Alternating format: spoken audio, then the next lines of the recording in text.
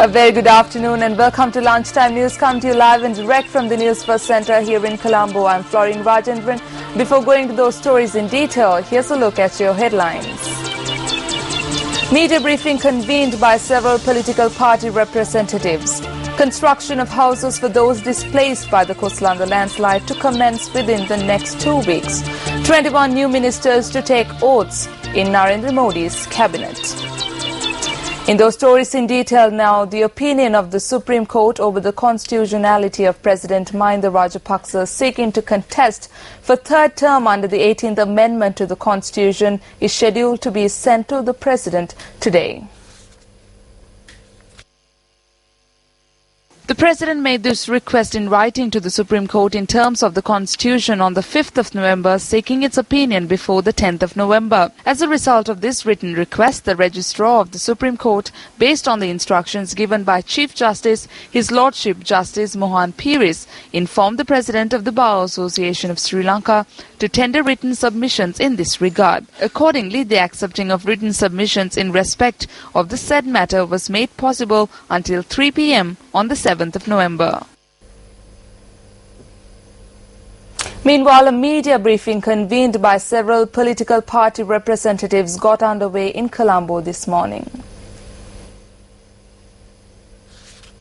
For the first time, a group of political party representatives were on one stage in Colombo today. The topic of discussion, executive presidency and common candidate. Leader of the UNP, Ranil Wickremesinghe, leader of the Democratic Party, Sarath Fonseca, Venerable Madhuru Ave Sobhithera, and parliamentarians Ravi Karunanayake and Arjuna Ranatunga were attending the media briefing. Leader of the Democratic People's Front, Manu Ganeshan, leader of the National Unity Front, Azad Sali, were also among those who attended the media briefing. Leader of the opposition, Ranil Wickremesinghe, addressing the media briefing, said that all parties had united for a common cause, and that is to implement the 17th Amendment in full and bring forth the 19th Amendment to the Constitution. Parliamentarian Arjuna Ranatunga also expressed his views, and he said that change is needed and that everyone should unite for this cause. Leader of the Democratic Party, Sarath Fonseca, said that the party's view is to hold a referendum for the people to decide on whether or not they need the executive presidential system.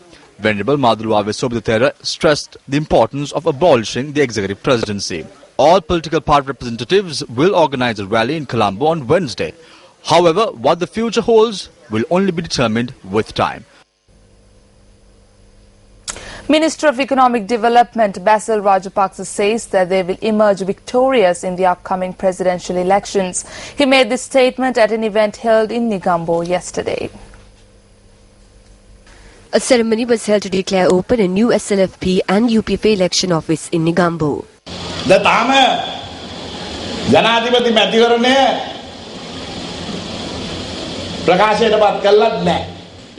The presidential election has not even been announced yet. Without having any doubts whatsoever, the President has referred this to the Supreme Court for an interpretation.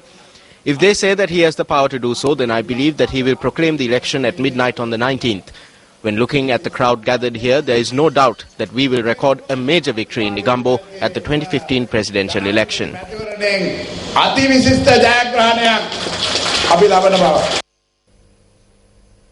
The Ministry of Disaster Management states that the construction of houses for all those displaced by the Lanka landslide will commence within the next 2 weeks.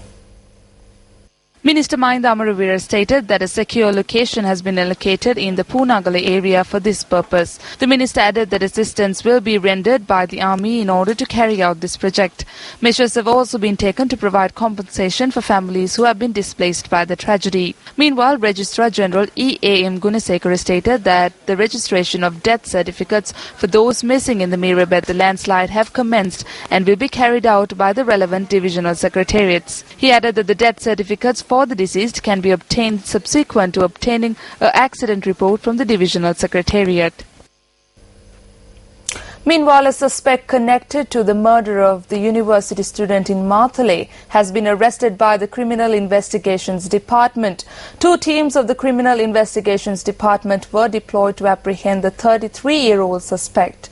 Police media spokesperson SSP Ajit Rona stated that the individual is suspected to be connected to several robberies. A 23-year-old girl and an external undergraduate of Peradeniya University had been brutally killed and raped in Varapiti in Matale police area a couple of months ago. Then thereafter, the local police and a special team of Kandy conducted investigation, but the suspect was not traced. Then thereafter, CID took at the investigation, and yesterday the suspect in connection with the crime has been arrested, and he is a famous criminal in the area. He had been involved in several housebreaking and theft cases. CID is conducting further investigation. Suspect is being interrogated at the moment. Minister of Agriculture Mahinde Abeyewardene expressed his views on the employment opportunities in the country at an event held in Mathura yesterday.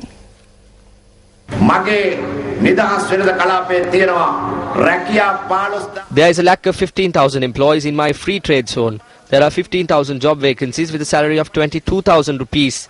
There are plenty of jobs for 15,000 people in the country, but they will not go. Why? They go to Korea, Italy and Japan. They employ graduates. Even those who passed advanced levels are promised jobs. Due to this reason, those vacant positions still remain.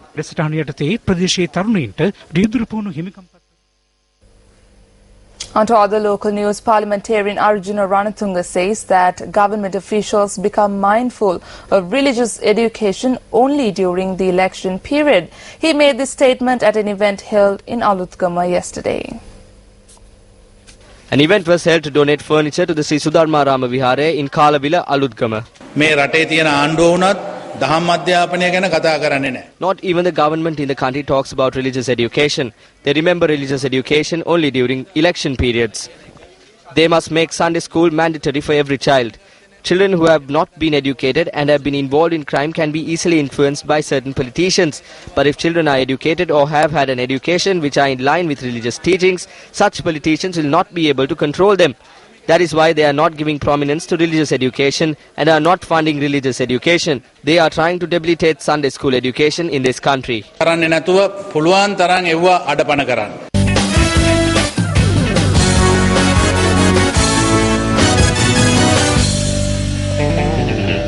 Sports fanatics can cast their vote through SMS for the most popular player of the Sports First Mobitel Platinum Awards.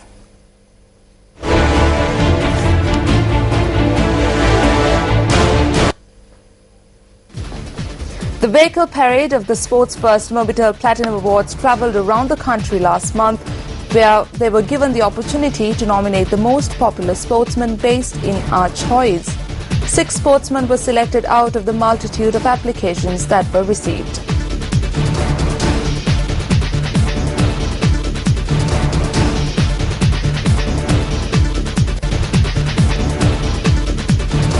Accordingly, number 1 Mahila Jayawardena, number 2 Lasit Malinga, number 3 Angelo Matthews, number 4 TM Dilshan, number 5 Kumar Sangakkara, and number 6 Manju Wanyarachi have been selected as the top 6 of the most popular sportsmen.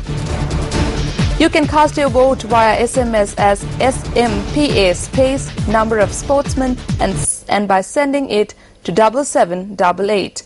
The voters also have the opportunity to win 100,000 rupees.